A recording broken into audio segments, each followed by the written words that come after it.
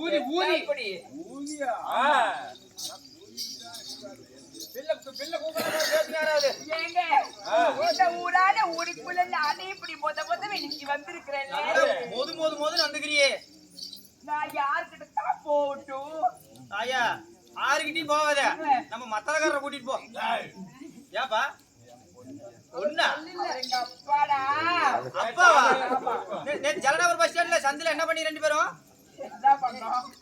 ரெண்டு பேரும் போனீங்களே. ஓய், அது எங்க அப்பா ஆசையா குருவி ரொட்டி கேட்டு வாங்கி கொடுத்துட்டு இருந்தாரு. குருவி ரொட்டி? சரி சரிமா. சரி சரி.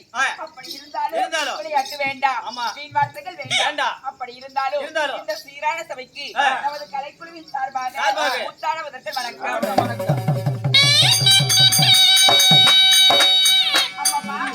அப்படி இருந்தாலும் இந்த சபையிலே வைக்கிற நாடகம் என்ன தெரியுமா? இதோ சிவபுராணத்திலே ஒரு பாகமாக விளங்கக்கூடிய பக்த மார்கண்டேயன்